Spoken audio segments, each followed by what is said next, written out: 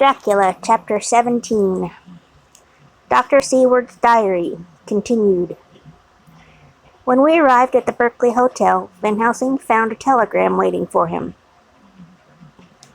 Am coming up by train. Jonathan at Whitby. Important news. Mina Harker. The professor was delighted. Ah, that wonderful Madame Mina, he said. Pearl among women. She arrive, but I cannot stay. She must go to your house, friend John. You must meet her at the station. Telegraph her en route, so that she may be prepared. When the wire was dispatched, he had a cup of tea. Over it he told me of a diary kept by Jonathan Harker when abroad, and gave me a typewritten copy of it, as also of Miss Harker's diary at Whitby. Take these, he said, and study them well. When I have returned, you will be master of all the facts, and we can go then better enter on our inquisition.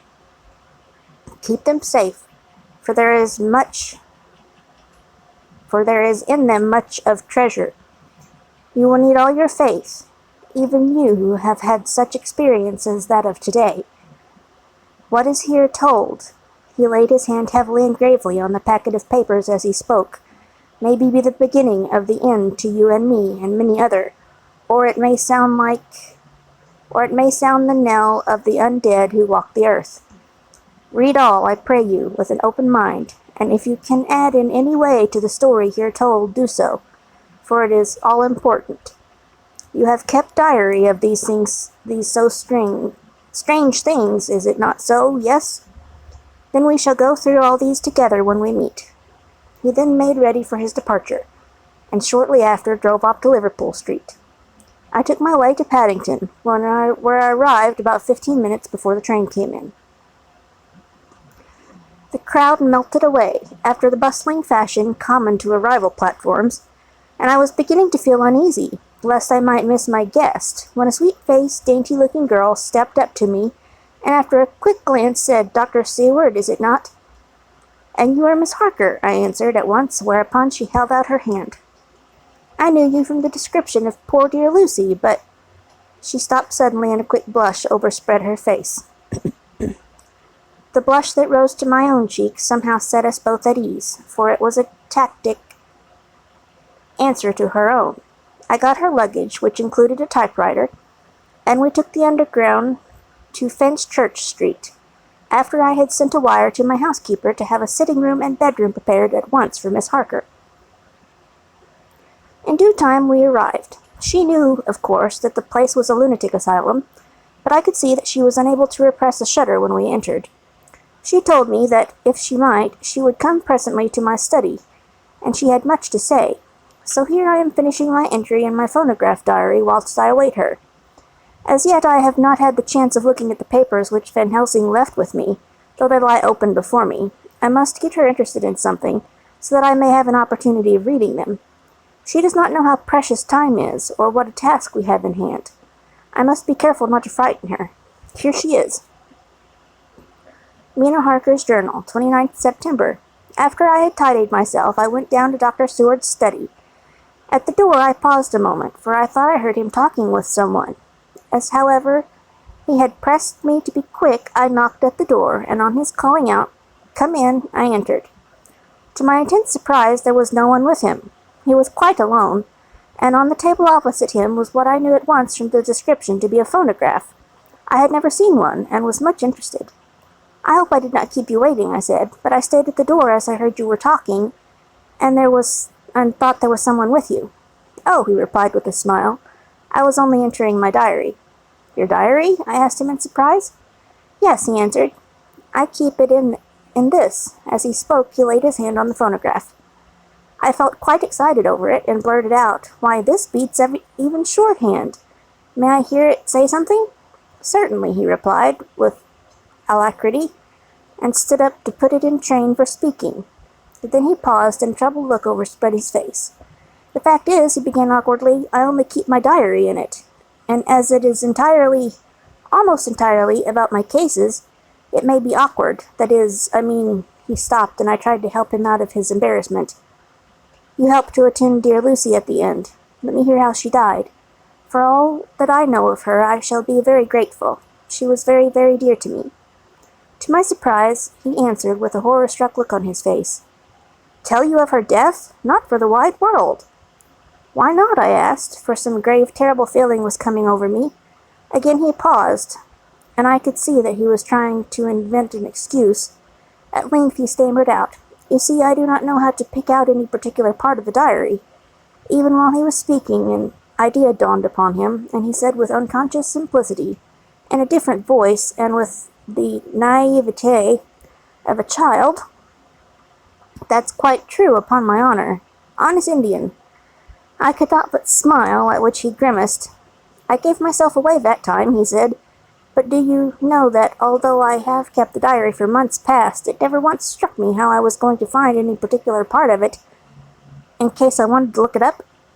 By this time my mind was made up that the diary of the doctor who attended Lucy might have something to add to some of our knowledge of that terrible being, and I said boldly, Dr. Seward, you had better let me copy it out for you on my typewriter. He grew to a positively deathly pallor as he said, No, no, no, for all the world, I wouldn't let you know that terrible story. Then it was terrible. My intuition was right. For a moment I thought, as my eyes ranged the room unconsciously, looking for something or some opportunity to aid me, they lit on a great batch of typewriting on the table. His eyes caught the look in mine, and without his thinking, followed their direction. As they saw the parcel, he realized my meaning. You do not know me, I said. When you have read those papers, my own diary and my husband's also, which I have typed, you will know me better. I have not faltered in giving every thought of my own heart in this cause. But of course you do not know me, yet, and I must not expect you to trust me so far. He is certainly a man of noble nature. Poor dear Lucy was right about him. He stood up and opened a large drawer, in which were arranged in order a number of hollow cylinders, of metal covered with dark wax, and said, You are quite right. I did not trust you because I did not know you. But I know you now, and let me say that I should have known you long ago. I know that Lucy told you of me. She told me of you too. May I make the only atonement in my power? Take the cylinders and hear them. The first half-dozen of them are personal to me, and they will not horrify you. Then you will know me better. Dinner will by then be ready. In the meantime, I shall read over some of these documents, and shall be better able to understand certain things. He carried the phonograph himself up to my sitting room and adjusted it for me. Now I shall learn something pleasant, I am sure, for it will tell me the other side of a true love episode, of which I know one side already. Dr. Seward's Diary, 29 September. I was so absorbed in the wonderful diary of Jonathan Harker and that of his wife that I let the time run on without thinking. Miss Harker was not down when the maid came to announce dinner, so I said, She is possibly tired. Let dinner wait an hour. And I went on with my work. I had just finished Miss Harker's diary when she came in. She looked sweetly pretty, but very sad, and her eyes were flushed with crying. This somehow moved me. Of late I have had cause for tears, God knows, but the relief of them was denied me, and now the sight of those sweet eyes, brightened with recent tears, went straight to my heart. So I said as gently as I could, I greatly fear I have distressed you. Oh no, not distressed me, she replied, but I have been more touched than I can say by your grief. That is a wonderful machine, but it is cruelly true. It told me, in its very tones, the anguish of your heart. It was like a soul crying out to Almighty God. No one must hear them spoken ever again. See, I have tried to be useful. I have copied out the words on my typewriter, and none other need now hear your heartbeat as I did. No one need ever know, shall ever know, I said in a low voice. She laid her hand on mine and said very gravely, Ah, but they must. Must? But why? I asked.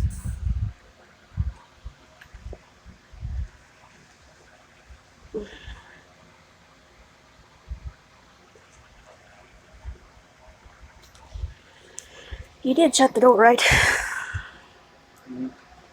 Because it is part of the terrible story, a part of dear Lucy's death, and all that led to it. Because in the struggle which we have before us to rid the earth of this terrible monster, we must have all the knowledge and all the help which we can get.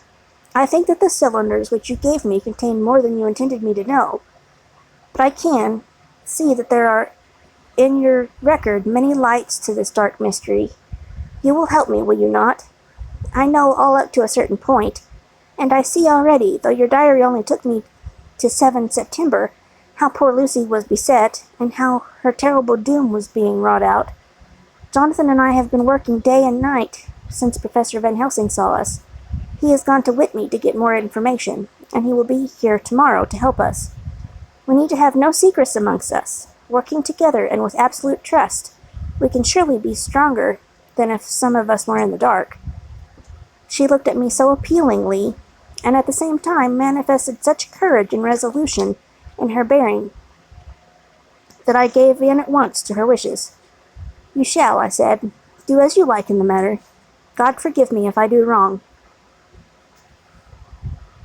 There are terrible things yet to learn of, but if you have so far traveled on the road to poor Lucy's death, you will not be content, I know, to remain in the dark.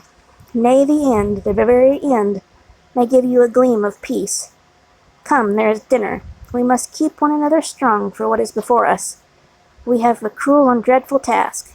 When you have eaten, you shall learn the rest, and I shall answer any questions you ask, if there be anything which you do not understand, though it was apparent to us who were present. Mina Harker's Journal, 29th September. After dinner I came with Dr. Seward to his study. He brought back the phonograph from my room, and I took my typewriter. He placed me in a comfortable chair, and arranged the phonograph so that I could touch it without getting up, and showed me how to stop it in case I should want to pause. Then he very thoughtfully took a chair, with his back to me, so that I might be as free as possible, and began to read. I put the forked metal to my ears and listened.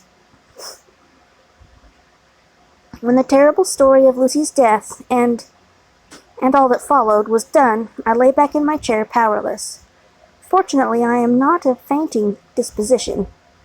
When Dr. Seward saw me, he humped up with a horrified exclamation, and hurriedly taking a case bottle from a cupboard, gave me some brandy, which in a few minutes somewhat restored me.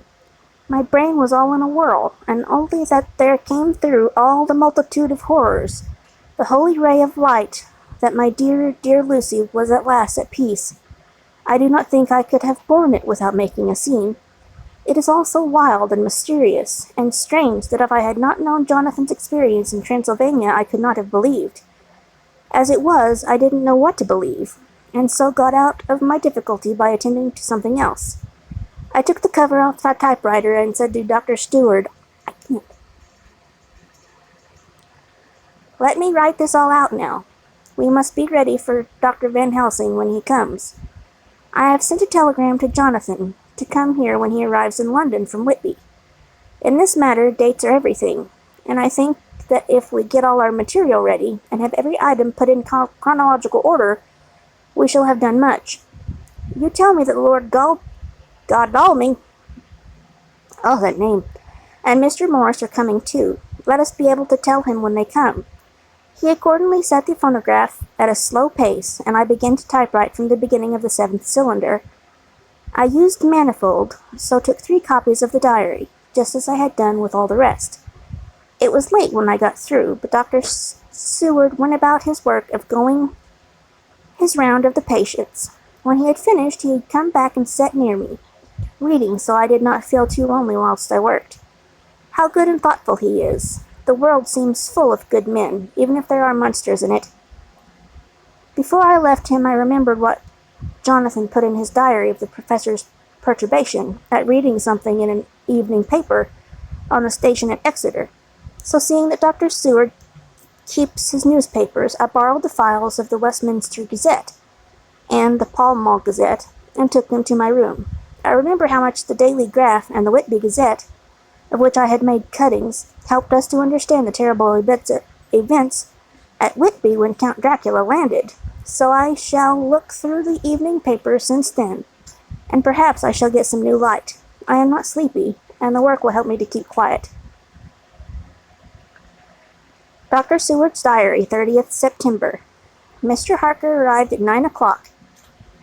He had got his wife's wire just before starting. He is uncommonly clever, if one can judge from his face, and full of energy.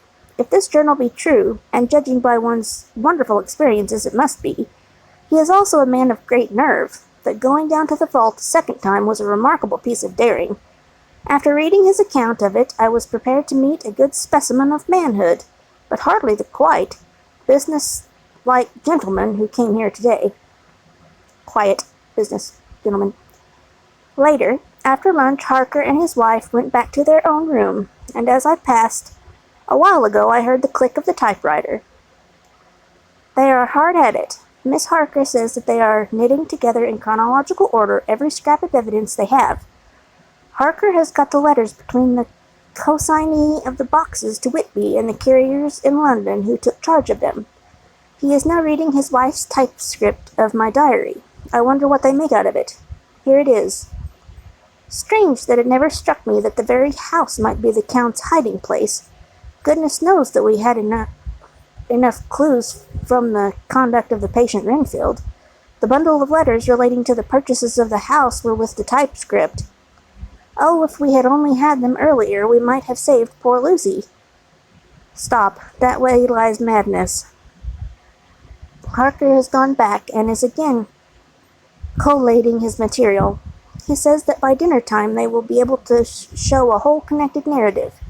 He thinks that in the meantime I should see Renfield, as hitherto he has been a sort of index to the coming and going of the Count. I hardly see this, but when I get at the dates I suppose I shall. What a good thing that Mrs. Harker put my cylinders into type. We never could have found the dates otherwise.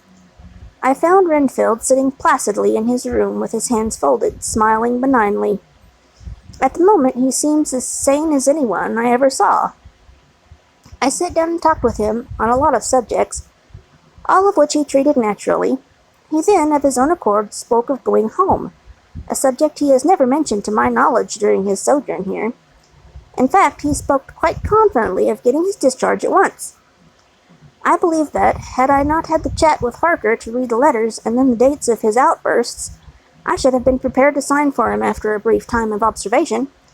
As it is, I am darkly suspicious. All those outbreaks were in some way linked to the proximity of the Count.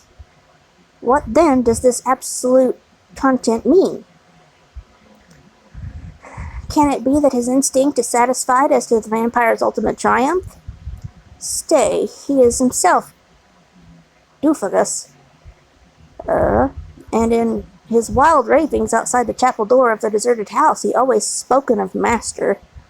This all seems confirmation of our idea. However, after a while I came away. My friend is just a little too sane at present to make it safe to probe him too deep with questions. He might begin to think, and then... So I came away. I mistrust these quiet moods of his, so I have given the attendant a hint to look closely after him, and to have a straight waistcoat ready in case of need. Jonathan Harker's Journal, 29th September. In train to London. When I received Mr. Billington's courteous message that he would give me any information in his power, I thought it best to go down to Whitby and make, on the spot, such inquiries as I wanted. It was now my object to trace that horrid cargo of the Count's to its place in London. Later, we may be able to deal with it. Billington, Jr., a nice lad, met me at the station, and brought me to his father's house, where they had decided that I must stay the night. They are hospitable, with true Yorkshire hospitality. Give a guest everything and leave him free to do as he likes. They all knew that I was busy, and that my stay was short, and Mr. Billington had ready in his office all the papers concerning the consignment of boxes. He gave me almost a turn to see again one of the letters which I had seen on the Count's table before. I knew of his diabolical plans. Everything had been carefully thought out and done systematically and with precision. He seemed to have been prepared for every obstacle which might be placed by accident in the way of his intentions being carried out.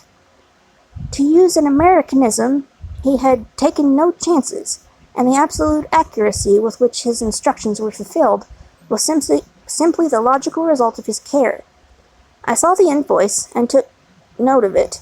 50 cases of common earth to be used for experimental purposes. Also the copy of letter to Carter Patterson, and the reply. Of both of these I got copies. This was all the information Mr. Billington could give me, So I went down to the port and saw the coast guards, the customs officers, and the harbor master. They had all something to say of the strange entry of the ship, which is already taking its place in local tradition, but no one could add to the simple description 50 cases of common earth. I then saw the station master, who kindly put me in communication with the men who had actually received the boxes. Their tally was exact with the list, and they had nothing to add except that the boxes were main and mortal heavy, and that shifting them was dry work.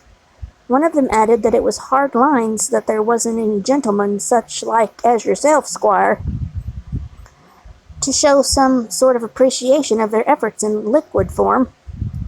Another put in a rider that the thirst then generated was such that even the time which had elapsed had not completely allayed it. Needless to add, I took care before leaving to lift, forever and adequately, this source of reproach.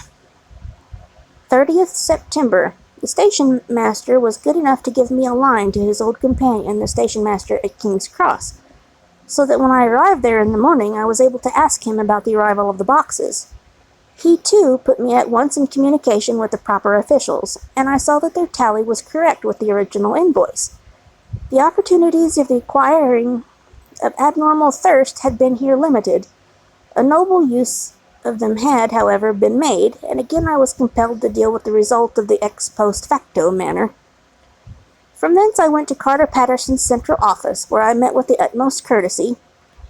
They looked up the transaction in their day book and letter book, and at once telephoned to their King's Cross office for more details. By good fortune, the men who did the teaming were waiting for work, and the official at once sent them over, sending also by one of them the way-bill and all the papers connected with the delivery of the boxes at Carfax. Here again I found the tally agreeing exactly. The carrier's men were able to supplement the paucity of the written words with a few details. These were, I shortly found, connected almost solely with the dusty nature of the job, and of the consequent thirst engineered in the operators. On my affording an opportunity, though the medium of the currency of the realm, of the allaying, at a later period, this beneficial evil, one of the men remarked, That 'ere 'ouse, governor, is the roomiest I ever was in. Blimey, it ain't been touched since 100 years. There was dust that thick in the place that you might have slept on it without 'urting your bones. And the place was that neglected that you might have smelled old Jerusalem in it. But the old chapel, that took the sight, that did. Me and my mate, we thought we weren't going to get out quick enough. Lord, I wouldn't take not nor a quid a moment to stay there arter dark. Having been in the house, I could well believe him, but if he knew what I know, he would, I think, have raised his terms. Of one thing I am now satisfied, that all the boxes which arrived at Whitby from Verna in the Demeter were safely deposited in the old chapel at Carfax.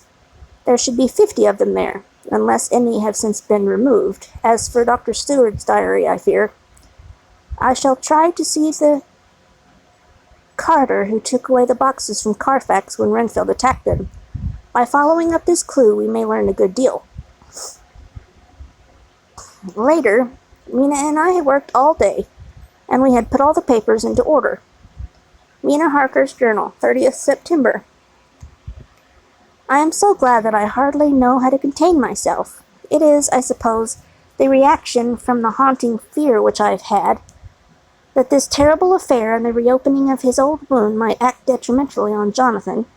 I saw him leave for Whitby with as brave a face as I could, but I was sick with apprehension. The effort has, however, done him good. He was never so resolute, never so strong, never so full of volcanic energy as at present. It is just as that dear, good Professor Van Helsing said. He is true grit, and he improves under strain that would kill a weaker nature. He came back full of life and hope and determination. We got everything in order for tonight. I feel myself quite wild with excitement. I suppose one ought to pity anything so haunted as the Count. That is just it. This thing is not human, not even beast. To read Dr. Seward's account of poor Lucy's death, and what followed, is enough to dry up the springs of pity in one's heart. Later, Lord Godalming and Mr. Morris arrived earlier than we expected. Dr. Seward was out on business, and had taken Jonathan with him, so I had to see to them. It was to me a painful meeting, for it brought back all poor dear Lucy's hopes of only a few months ago. Of course they had heard Lucy speak of me, and it seemed that Dr. Van Helsing, too, has been quite blowing my trumpet, as Mr. Morris expressed it. Poor fellows, neither of them is aware that I know all about the proposals they made to Lucy. They did not quite know what to say or do, as they were ignorant of the amount of my knowledge, so they had to keep on neutral subjects. However, I thought the matter over, and came to the conclusion that the best thing I could do would be to post them in affairs right up to date. I knew from Dr. Seward's diary that they had been at Lucy's death, her real death, and that I need not fear or betray any secret before the time. So I told them, as well as I could, that I had read all the papers and diaries, and that my husband and I, having typewritten them, had just finished putting them in order. I gave them each a copy to read in the library. When Lord Godalming's got his and turned it over, "It does make a pretty good pile," he says. "Did you write all this, Miss Harker?" I nodded, and he went on. "I don't quite see the drift of it, but you people are all so good and kind, and have been working so earnestly and so energetically that all I can do is accept your ideas blindfolded and try to help you. I've had one lesson already in accepting facts that should make a man humble to the last hour of his life. Besides, I know you loved my poor Lucy." Here he turned away and covers his face with his hands. I could hear the tears in his voice. Mr. Morris, with instinctive delicacy, just laid a hand for a moment on his shoulder, and then walked quietly out of the room. I suppose there is something in a woman's nature that makes a man free to break down before her and express his feelings on the tender or emotional side without feeling it derogatory to his manhood. For when Lord Godalming found himself alone with me, he sat down on a sofa and gave way utterly and openly. I sat down beside him and took his hand. I hope he didn't think it forward of me, and that if he ever thinks of it afterward, he will never have such a thought. There I wrong him. I know he never will. He is too true a gentleman. I said to him, for I could see that his heart was breaking, "I loved dear Lucy, and I know what she was to you, and what you were to her. You and I were like sisters, and now she is gone. You will not let me be like a sister to you in trouble. Will you not let me be like a sister to you in trouble? I know what sorrows you have had, though I cannot measure the depths of them. If sympathy and pity can help in your affliction, won't you let me be of some little service for Lucy's sake?" In an instant the poor dear fellow was overwhelmed with grief. It seemed to me that all he had of late had been suffering in silence found a vent at once. He grew quite hysterical, and raising his open hands, beat his palms together in a perfect agony of grief. He stood up and then sat down again, and the tears rained down his cheeks. I felt an infinite pity for him, and opened my arms unthinkingly. With a sob he laid his head on my shoulder and cried like a wearied child, whilst he shook with emotion. We women have something of the mother in us that makes us rise above smaller matters when the mother spirit is invoked. I felt his big sorrowing man's head resting on me, and as though it were that of a baby that some day may lay on my bosom, I stroked his hair as though he were my own child. I never thought at the time how strange it all was. After a little bit his sobs ceased, and he raised himself with an apology, though he made no disguise of his emotion. He told me that for days and nights past, weary days and sleepless nights, he had been unable to speak with anyone, as a man must speak in his time of sorrow. There was no woman whose sympathy could be given to him, or with whom, owing to the terrible circumstance with which his sorrow was surrounded, he could speak freely. "I know how I suffered," he said, as he dried his eyes, "but I do not know even yet, and none other can ever know, how much your sweet sympathy has been to me today." I shall know better in time, and believe me that, though I am not ungrateful now, my gratitude will grow with my understanding. You will let me be like a brother, will you not? For all our lives, for dear Lucy's sake." "For dear Lucy's sake," I said, as we clasped hands. "Aye, and for your own sake," he added, "for if a man's esteem and gratitude are ever worth the winning, you have won mine today. If ever the future should bring you to a time when you need a man's help, believe me, you will not call in vain. God grant that no such time may ever come to you to break the sunshine of your life. But if it should ever come, promise me that you will let me know." He was so earnest, and his sorrow was so fresh, that I felt it would comfort him, so I said, "I promise." As I came along the corridor, I saw Mr. Morris looking out of a window. He turned as he heard my footsteps. "How is Art?" he said. Then, noticing my red eyes, he went on. "Ah, I see you have been comforting him. Poor old fellow. He needs it. No one but a woman can help a man when he is in trouble of the heart, and he has had no one to comfort him. He bore his own trouble so bravely that my heart bled for him. I saw the manuscript in his hand, and I knew that when he read it he would realize how much I knew, so I said to him, "I wish I could comfort all who suffer from the heart. Will you let me be your friend, and will you come to me for comfort if you need it? You will know later on why I speak." He saw that I was in earnest, and stooping, took my hand, and raising it to his lips, kissed it. It seemed but poor comfort to so brave and unselfish a soul, and impulsively I bent over and kissed him. The tears rose in his eyes, and there was a momentary choking in his throat. He said calmly, "Little girl, you will never regret that true-hearted kindness so long as you ever live." Then he went into the study to his friend. Little girl! The very words he had used to Lucy, and oh, but he proved himself a friend.